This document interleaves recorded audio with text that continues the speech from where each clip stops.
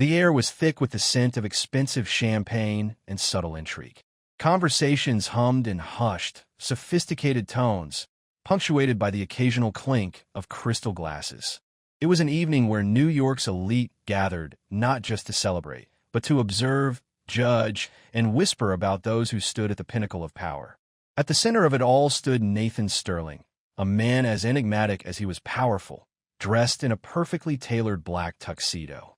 His sharp jawline and piercing gray eyes made him the undeniable focus of attention.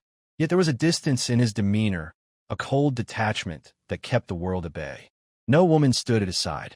Before we continue with today's story, if you're enjoying what you've heard so far, please hit that subscribe button. Every new subscriber helps me keep sharing these inspiring tales that touch your day. Thank you for your support. No affectionate touch brushed his sleeve. He had built an empire and turned failing businesses into gold. Yet tonight, it wasn't his success that was the subject of gossip. It was the rumor, the one that had lingered like a shadow over his name for years. And now someone was finally bold enough to say it aloud. A microphone was thrust in his direction, held by a striking blonde journalist with a sharp, knowing gaze. Her voice cut through the air like a knife, laced with both curiosity and challenge. "Mr. Sterling, there's a rumor that you haven't touched a woman in over 15 years. Is that true?" Silence. The room went still. Wine glasses were lowered. Conversations halted. Every pair of eyes turned toward him, waiting, watching. Nathan's expression remained unreadable. He didn't flinch, didn't blink. The question should have enraged him. Instead, he tilted his head slightly, as if considering his answer with the same detached efficiency he used in boardroom negotiations. Then, his voice was smooth yet devoid of warmth. "Rumors are irrelevant to my work." His words were final, like the closing of a heavy door. The journalist opened her mouth, perhaps to push further, but Nathan had already turned away. He strode through the crowd, his footsteps precise, measured. The suffocating scrutiny of the room felt familiar. He had endured it for years, but tonight something about it unsettled him more than usual. His pulse was steady, yet there was a dull weight in his chest, then impact, a small gasp, a sharp inhale, and the unmistakable feeling of warmth. Nathan staggered back slightly, his breath hitching. Wine, red and bold, spread across the front of his pristine white shirt, and standing before him wide-eyed and mortified was a young woman holding an empty glass. "Oh my God, I am so sorry." Her voice was soft but urgent. She reached instinctively to dab at his shirt with a napkin. Nathan's body tensed, his entire frame going rigid. His mind screamed for him to pull away, to step back, to reject the touch before it could send the usual unbearable wave of revulsion crashing through him. But it didn't come. Her fingers brushed against the fabric near his chest, and for the first time in 15 years, he felt nothing but warmth. No cold terror, no disgust, no need to recoil, as if burned, just warmth. His gaze snapped up, locking onto hers. She had deep brown eyes, was warm, expressive, and filled with genuine remorse. A lock of chestnut hair had fallen loose from her bun, framing a face that was striking not because of perfection, but because of something far more real. Who was she and why? Why was she different? She bit her lip, clearly flustered, and took a step back, holding up her hands as if afraid he might call security. I didn't see you. I wasn't watching where I was going. Please tell me that's not a really expensive shirt." Nathan barely heard her words. His fingers twitched slightly, his mind reeling from the sheer absence of his usual reaction. His body was still, but his thoughts were a chaotic storm. 15 years of carefully constructed barriers shattered in a single accidental touch. The woman shifted uncomfortably under his gaze, clearly expecting him to lash out, to call for someone to remove her from the party. But instead, he found himself speaking, his voice quieter than before, yet strangely intense. "Who are you?" Her eyes widened as if she hadn't expected him to care. Emma. Carter. Emma. He didn't know why, but the name settled into his mind as though it belonged there. He should walk away. He should tell her to be more careful and leave her behind like everyone else. But for the first time in years, Nathan Sterling had no idea what to do next. The city lights flickered through the tinted windows of Nathan Sterling's limousine as it glided through the empty streets of Manhattan. Inside, he sat in silence, one hand resting on his knee, the other pressing against the faint stain of red wine on his shirt. It had dried now, a faint reminder of the moment that had shattered his carefully constructed world. He exhaled sharply. Why hadn't he felt it for 15 years? Any form of touch, intentional or accidental, had sent him spiraling into an abyss of disgust and cold detachment. Even the brush of a stranger's sleeve in a crowded room made his skin crawl. But last night, Emma Carter, her fingers had grazed his chest. Her warmth seeped through the fabric, and nothing had happened. No wave of nausea, no suffocating repulsion, just warmth. Nathan closed his eyes as the car turned onto Fifth Avenue, his penthouse looming ahead. But it wasn't the present that consumed his thoughts. It was the past, the night. Everything had changed. 15 years ago, Charlotte Winters had stood before him in a white dress, smiling with the same lips that had whispered lies into his ear for months. It was supposed to be their wedding day, but instead of waiting for him at the altar, she had been in a hotel room with his best friend. The betrayal had come like a blade, slow and precise. Nathan could still remember the moment he found them. The tangled sheets, the careless laughter that died when he stepped into the room. Charlotte hadn't even looked ashamed. She had only shrugged and said, "Did you really think I could love someone like you?" The words had cut deeper than any betrayal. Someone like him. A man who had built himself from the ground up. A man who had given her everything. That night, something inside Nathan broke every touch. After that, every accidental brush of skin felt like poison. Women became nothing but shadows to him, entities he could never allow to close. His body rejected even the idea of intimacy. And then, after 15 years, Emma Carter had shattered that curse in an instant. But why? Why? The next morning, Nathan was still restless. He stood at the floor-to-ceiling windows of his office. His gaze was lost in the endless skyline. And then a movement below caught his eye. A figure stood near the fountain outside, Sterling Enterprises, her hands smudged with paint. A large canvas propped against a bench. Emma. She was painting. Nathan narrowed his eyes, watching as she carefully dragged color across the canvas. She was lost in her work, completely unaware of the world around her. There was something oddly fascinating about the way she moved. So unguarded, so utterly free. A sudden commotion broke his focus. One of his security guards approached her, speaking sternly. Emma looked up, startled, then shook her head. The guard gestured for her to leave. She hesitated, clearly arguing her case, but the guard remained firm. Nathan's jaw clenched. Before he could think twice, he pressed the intercom. "Tell security to stop his assistant." Oliver sounded confused. "Sir, bring her up now." "No." Emma entered his office hesitantly, her fingers still streaked with paint. She had changed from the night before, now in a simple gray sweater and jeans. Her hair pulled into a loose bun. She clutched the strap of her bag, shifting uncomfortably. "Hi." Nathan sat behind his desk, his fingers stapled. He studied her carefully. Emma let out a small, nervous laugh. "If this is about the shirt, I swear I can pay for the cleaning." "Seat?" She blinked, startled by his tone, but obeyed. Silence stretched between them. Nathan leaned forward slightly, his gaze sharp. "What did you do to me last night?" Emma furrowed her brow. "What?" His voice was calm, but there was an unmistakable intensity behind it. "You touched me, and I didn't feel anything." Emma looked even more confused. I don't know what you mean." Nathan exhaled slowly, pressing his fingertips together. "For 15 years, I haven't been able to stand physical contact. But when you touched me," he hesitated, the words foreign on his tongue. "Nothing happened." Emma stared at him, her expression shifting from confusion to something softer. "And that's bad." Nathan's jaw tightened. "It doesn't make sense." She tilted her head slightly, studying him as if he were the strange one in the room. "Maybe you're overthinking it." Overthinking. He had spent years in therapy, had every doctor and psychologist analyze his condition, and she thought he was overthinking it. Emma let out a small huff. "Look, I don't know what you're expecting me to say. I wasn't trying to do anything to you. It was an accident." Nathan tapped his fingers against the desk, his gaze never leaving hers. "I need to know why." Emma shifted in her seat, clearly uneasy. "Mr. Sterling, I don't think I have the answer you're looking for." A long silence stretched between them. Nathan wasn't sure what he had expected, but one thing was certain: he couldn't let this go. Emma stared at Nathan, completely dumbfounded. "You want me to what?" Nathan sat back in his chair, his expression unreadable. "Work for me for 1 month." She blinked, unsure if she had misheard him. "As what exactly?" My personal assistant Emma let out a short laugh, but it quickly died when she realized he was serious. "That's insane. I don't know the first thing about being an assistant. I'm a painter, not some corporate secretary." Nathan remained impassive. "I don't need you to take notes or manage my schedule. I need you to be around me." Her brows furrowed. "Around you? Close enough for me to test something." His voice was calm, deliberate.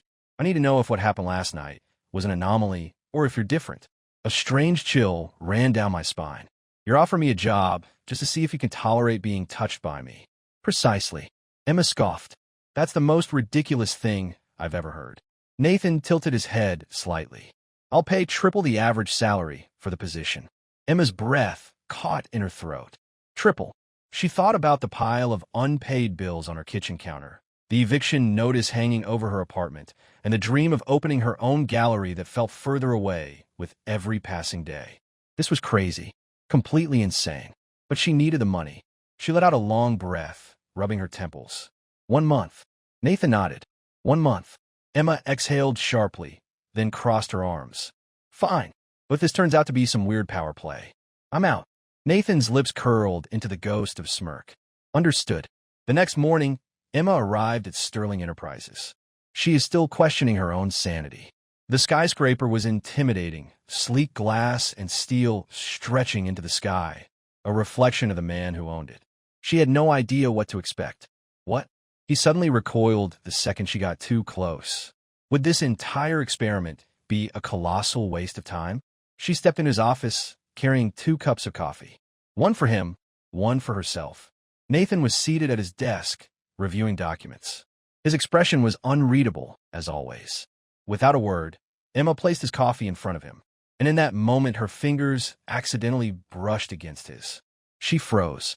Nathan stiffened slightly, but he didn't pull away. His eyes flicked up to hers, unreadable, as if he were analyzing every second of contact. Emma swallowed. "Well." Nathan flexed his fingers slightly, testing his own reaction.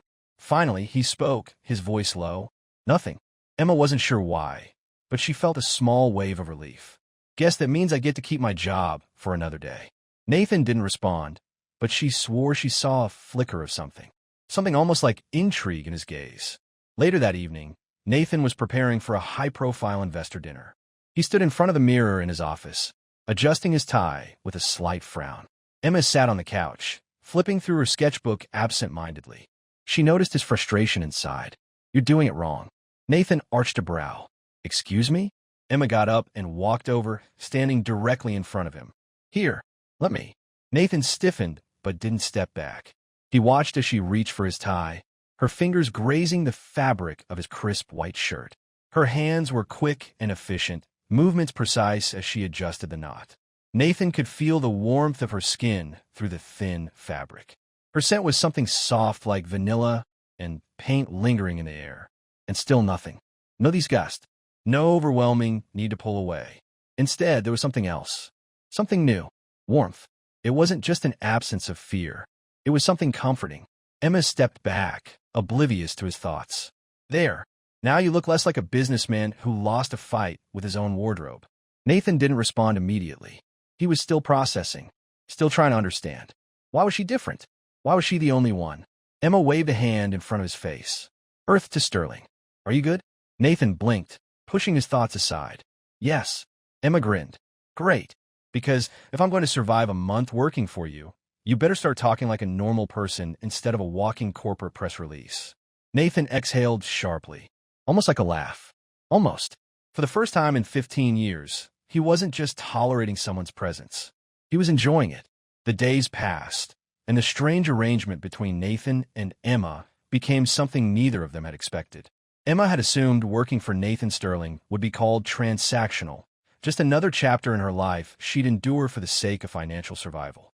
But it wasn't somewhere in between the carefully orchestrated tests and silent observations.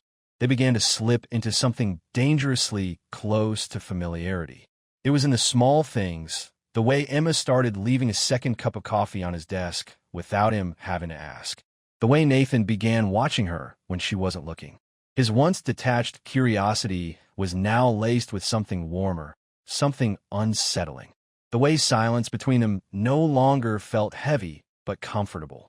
And then there was the painting. It was late one evening when Nathan walked into his office and found Emma sitting cross-legged on the floor, completely lost in her work. Scattered around her were brushes, a smudge palette, and a large canvas propped up against a chair. The faint scent of oil paint lingered in the air. She didn't notice him at first. Her brow furrowed as she focused on adding the last strokes of color. Nathan stood still, watching her in silence. It had been a long time since he had seen someone so alive. Finally, Emma leaned back, exhaling in satisfaction. That's when she looked up and froze. "Oh well." Nathan arched a brow. "Oh." She scrambled to her feet, suddenly flustered. "You're not supposed to see this yet." Nathan stepped forward, eyes narrowing as he took in the painting. And then he stopped. It was a portrait of him, but it wasn't like any other corporate painting or magazine feature he had ever seen. Emma hadn't painted him as Sterling Enterprises CEO, the cold, untouchable businessman. She had painted him as Nathan. His expression in the painting wasn't sharp or commanding. It was tired. His usual unreadable gaze held something raw, something almost lonely. Nathan stared at it for a long time. Emma shifted uncomfortably. If you hate it, I can. Why did you paint me like this?" His voice was quieter than usual. Emma hesitated before answering. "Because that's how you look when you think no one's watching." Nathan's breath hitched. He had spent years building an impenetrable wall around himself, but somehow Emma had seen through it. And for the first time in a long time, Nathan wasn't sure if he wanted to push someone away. That night, as they sat in his office, Emma sketched absent-mindedly. Nathan stared at his untouched glass of whiskey. Emma finally asked the question that had been lingering between them. "Why does touch bother you so much?" Nathan's fingers tensed around the glass. He exhaled slowly. "It's not just touch." Emma waited, sensing that for the first time he was ready to talk. His voice was steady, but there was something almost fragile beneath the surface. 15 years ago, I was engaged." Emma blinked in surprise. "What happened?" Nathan's lips pressed into a thin line. "Her name was Charlotte. She was perfect, or at least I thought she was." Emma didn't speak, but she could see the tension in his shoulders, the way his hand curled into a fist. "The night before our wedding, I found her in bed with my best friend." Emma's breath caught in her throat. "Nathan." He let out a humorless chuckle. She didn't even try to deny it. She just looked at me and said, "Did you really think I could love someone like you?" Emma felt her chest tighten. "That's horrible." Nathan stared at the floor. "I don't know what broke me more, the betrayal or the fact that she made me believe I wasn't worth loving." Emma swallowed hard, a deep sadness washing over her, and that's when it started. Nathan nodded after that. "Every time a woman touched me, it felt like he hesitated, searching for the right words, as something inside me rejected it like my body remembered what it felt like to be unwanted." Emma's heart ached for him. 15 years of isolation, of convincing himself he was untouchable, unworthy of closeness. She didn't think. She just moved before Nathan could react. She wrapped her arms around him. Nathan froze. His entire body went rigid. His breath hitched sharply. No one had hugged him in 15 years. He expected panic, expected the cold, sinking nausea that always came with physical contact. But it didn't come. Instead, there was only warmth. Emma's embrace was gentle and careful, like she knew how easily he could shatter. She didn't speak, didn't try to fix him. She just held him. And somehow that was enough. Slowly, Nathan let out a breath he hadn't realized he was holding his hands. Hesitant, uncertain, came up to rest lightly on her back. It wasn't just tolerable. It was safe. For the first time in 15 years, Nathan Sterling felt like he wasn't alone. Nathan had always prided himself on control. Every decision he made, every move calculated. He never let emotions dictate his actions. Never let anyone close enough to become a weakness. And yet here he was, standing in his office, staring at the woman who had unraveled him in ways he hadn't thought possible. Emma. She was different. He had spent 15 years believing that touch was something he could never endure again. That closeness was impossible. But with Emma, it wasn't just tolerable. It was comforting, safe, and that terrified him. Because if he let himself feel this, truly feel this, what happened when she left? Nathan had learned long ago that love was a liability, that the moment you let someone in, they held the power to destroy you. And Emma Carter had too much power over him already. Nathan was still struggling with these thoughts when she walked back into his life. Charlotte. He had almost convinced himself he would never see her again. But there she was, standing in his office as if nothing had happened. Her blonde waves cascaded over her shoulders, a picture of practiced elegance. She smiled as if she expected him to be happy to see her. Nathan, she purred, stepping closer. It's been too long. Nathan didn't move, didn't speak. His jaw tightened. His fingers curled into fists at his sides. How did you get in here? His voice was cold and controlled. Charlotte's red lips curled into a smirk. I still have my ways. Besides, you wouldn't ignore an old friend, would you? Nathan scoffed. We were never friends. Charlotte sighed dramatically. Still bitter, I see. I was hoping we could talk privately. She took a step forward, reaching out as if to touch his arm, and it hit him instantly. That same overwhelming, gut-wrenching revulsion, the feeling of ice crawling up his spine, his stomach twisting in protest. Nothing had changed. Charlotte was still the same manipulative woman she had always been, and his body still rejected her touch as violently as it had for 15 years. Only Emma had been different. Only Emma. Nathan took a sharp step back, his voice deadly quiet. Don't touch me. Charlotte tilted her head, a flash of something unreadable crossing her expression. Still broken. Aren't you? She murmured. Nathan's patience snapped. What do you want? Charlotte pouted as if wounded. I wanted to make amends. Nathan, I've changed. I made a mistake all those years ago. But I see that now. She stepped forward again, her eyes softening. I want another chance. Nathan let out a short, humorless laugh. Do you think I'd be stupid enough to believe that? Charlotte's expression flickered with something darker. You weren't always this cold, Nathan. You used to love me. Nathan's jaw clenched.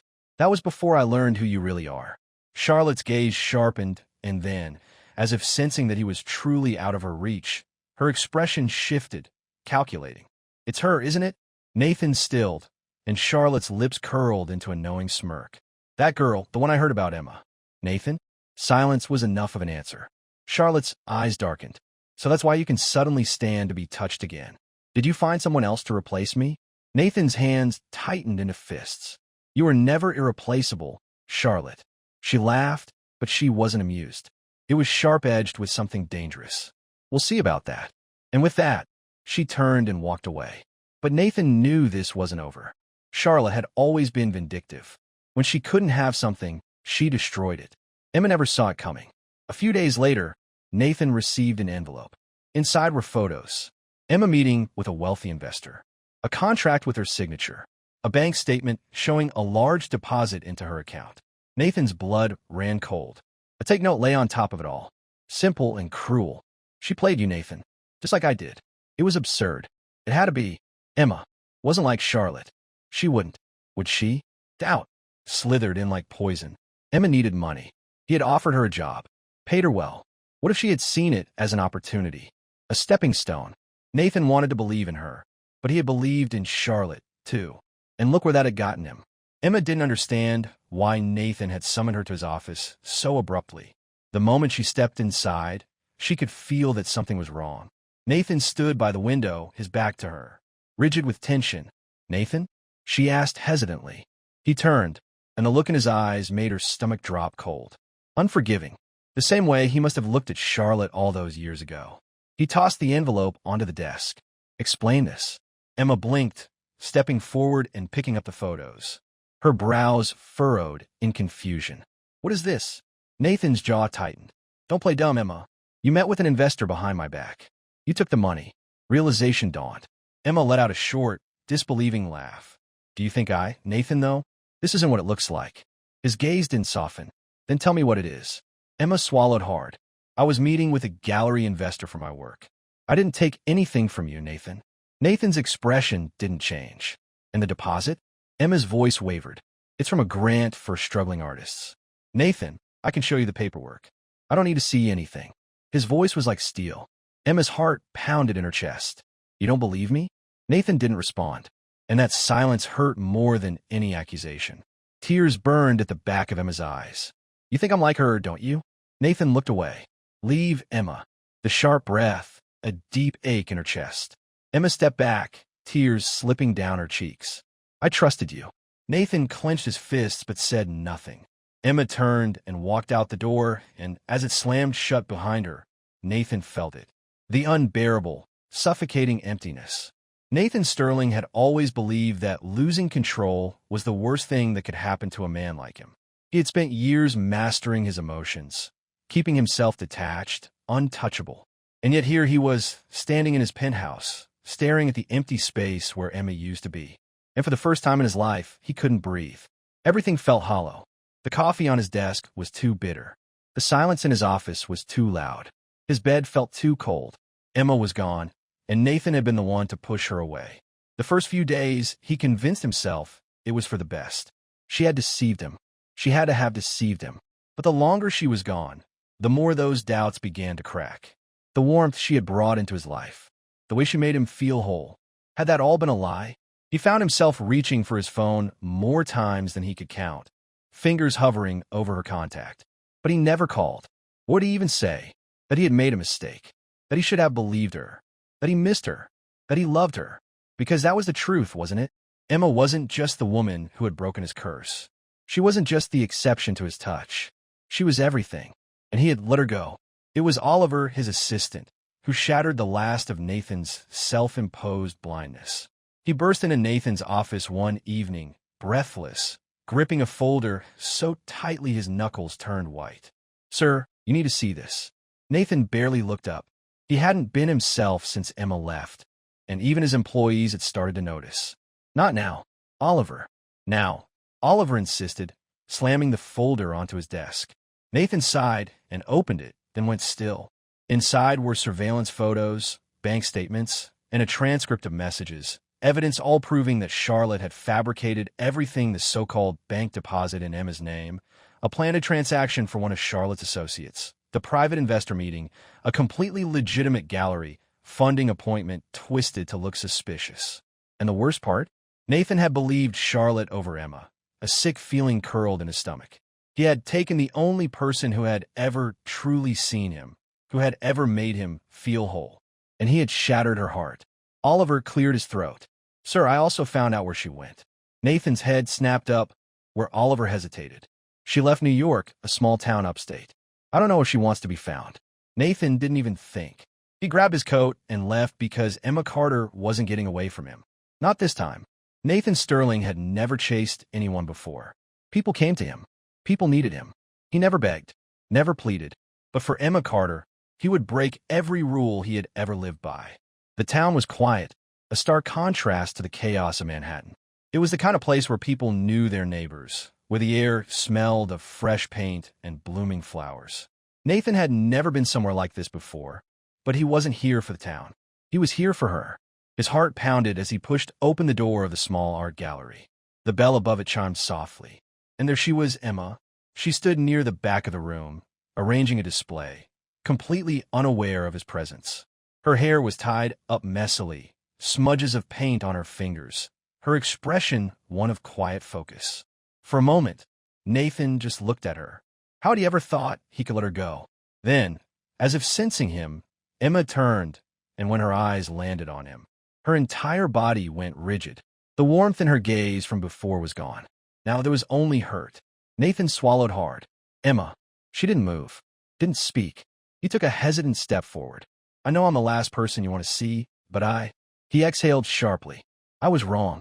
Emma crossed her arms, her voice quiet but sharp. Do you think saying that fixes everything? Nathan flinched. He had prepared for this. He had expected her to be angry, but hearing it hurt more than he thought it would. No, he admitted, but I had to come anyway. Emma let out a bitter laugh. Because what do you suddenly believe me?